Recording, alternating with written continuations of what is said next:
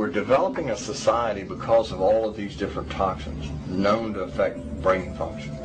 We're seeing a society that not only has a lot more people of lower IQ, but a lot fewer people of higher IQ. In other words, a dumbing down, a chemical dumbing down of society. So everyone's sort of mediocre. That leaves them dependent on government because they can't excel.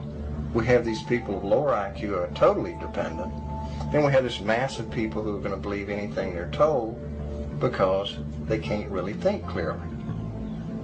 And very few people of very high IQ who have good cognitive function who can figure this all out. And that's what they want.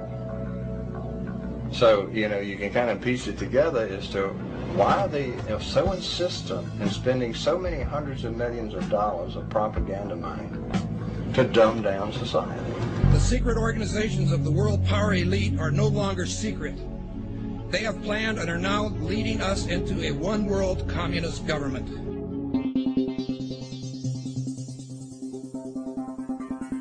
It's no longer a theory.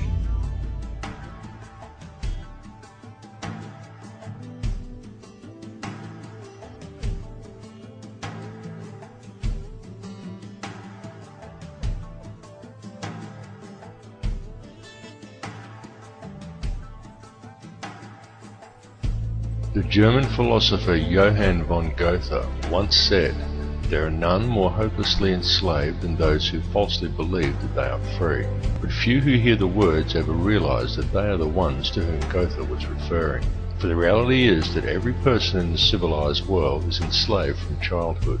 They are enslaved in a prison without walls or bars, and so few ever realize it, but all are enslaved nonetheless. And what the people of the world are enslaved to is a system of perpetual self-generating debt that is created for them wholly by design by private international banking interests. And the people are taught from an early age to just accept this debt because this is just the way things are.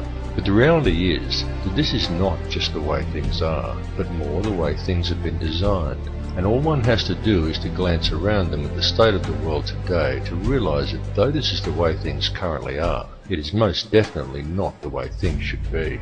The most powerful and useful tool a person can ever gain in their life is knowledge. For with knowledge comes wisdom and a deeper understanding. And real truth can be exhilarating because real truth will set you free.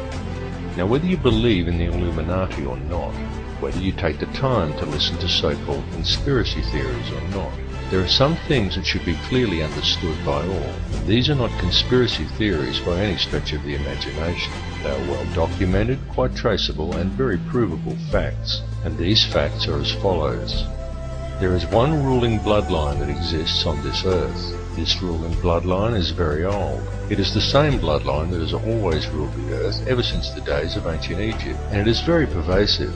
For example, many people think that anyone can get to be President of the United States, but the reality is that all US presidents have been Freemasons, and a large number of them are in fact related, and their lineage can be traced back to European monarchy, and in particular to the line of William of Orange. This elite bloodline can actually be traced back a good deal further than William of Orange, and even back as far as the royalty of ancient Egypt. And it is this very same bloodline that has ruled the earth ever since, and to which the British monarchy and the current US president can both ultimately be traced.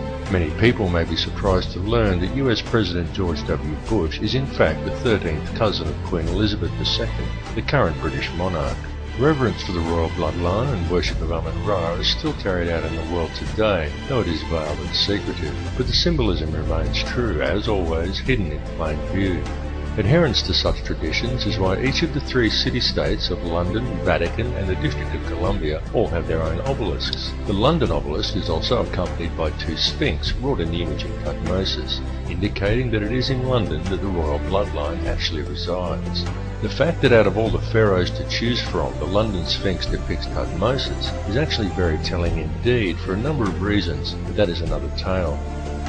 The British monarchy is steeped in ancient traditions and symbolism, and they do not attempt to hide these connections. They just don't mention them or answer questions about them. But the signs and symbols are right there for discerning eyes to clearly see, again, as always, hidden in plain view. Just a look at the royal coat of arms, the royal regalia and the coronation throne clearly demonstrates these connections. and the evidence linking these rulers to the one bloodline does exist.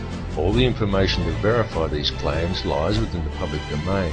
It is up to each of you to connect the dots yourself. More importantly, however, is the fact that over the last 200 odd years there has developed behind this ruling bloodline another elite class, somewhat similar to a priesthood that remains hidden in the shadows. This shadowy priesthood is the money changers, the international banking elite, consisting of 13 very influential families, and it is this shadowy elite who ultimately controls things from behind the scenes. This control is achieved through covert manipulation of the global money systems and maintained through an intricate web of interconnected secret societies, through which control over the flow of all money, all resources, all food, and more importantly, all information through manipulation of the world's educational institutions and corporate media is also achieved. Many of these smaller secret societies are completely oblivious to the existence of the others, but all lead back to a round table of just 6, and ultimately to one at the very top that is populated by virtually a handful of individuals. It is this handful of very powerful men that controls all the other societies, and through them the heartbeat of the entire world. The society that sits at the very top was founded on Knights Templar traditions in Bavaria in 1776 by a man called Adam Weishaupt, and this is the Order of the Illuminati. The man who commissioned Weishaupt for the task was Mayor Amschel Rothschild, and it was done in order to carry out a plan conceived by Rothschild and the heads of 12 other families at a secret meeting that took place in 1773. These families included the Warburgs, the Schiffs, and the Oppenheimers. The Illuminati has since become the most powerful society in the world, and in the last 230 years it has been instrumental in helping the Rothschild family accumulate over 1/2 of the world's total wealth, at the cost of quite literally millions of innocent lives. The hoarded wealth of this one family alone could comfortably feed, clothe, and house every man, every woman, and every child on Earth. And this is just one of the 13 Illuminati families. The goal of the Illuminati has always been a simple one, and that is to achieve, by whatever means possible, total ownership and control over no less than every resource, every government, every rock, every drop of water, every blade of grass, and every living creature, both human and non-human, in the entire world. And since its inception, for over 230 years, the Order of the Illuminati has been tirelessly, relentlessly, and unfalteringly steering its members towards the achievement of that one ultimate goal. Through secrecy, they have so far been extremely successful in their endeavours. In fact, so much so that we are right now living in the time when they intend to see this long-spanned work come to fruition. The situation we are witnessing in the world right now is in fact the final endgame of the Illuminati. This is their big grab for ultimate power and mass depopulation. Some people claim that the Illuminati is a myth, and what is really to blame are organizations such as Zionism, but I assure you that this is not the case. It goes far deeper than Zionism, and such people have simply limited the scope of their vision. They have locked onto an answer that supports their beliefs and have refused to delve any deeper. They are not seeing the bigger picture. Greek philosopher Socrates once said that true wisdom is knowing how little we actually know, and he was absolutely correct, and this is why it is important to keep an open mind and allow your beliefs to be flexible enough to change as new knowledge is acquired. And it is important to listen to all the information and not to just that which reinforces your beliefs, because this conspiracy goes very deep, and Zionism and the Jewish influence over the money system is merely one layer of it. It goes still deeper even than the Illuminati. Those who we know as the Illuminati are merely the shadowy controllers.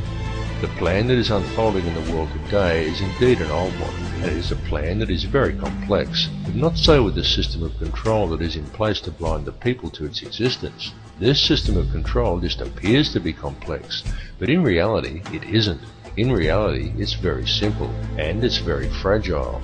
However, it is its apparent complexity that has kept it so well veiled, and it has also been kept very well hidden by constructing a conspiracy culture to breed around it, and by then promoting an air of endless ridicule towards such concepts. Indeed, the creation and proliferation of such a culture and promotion of constant ridicule towards it has been one of the Illuminati's most valuable assets in obscuring the reality of the society's existence.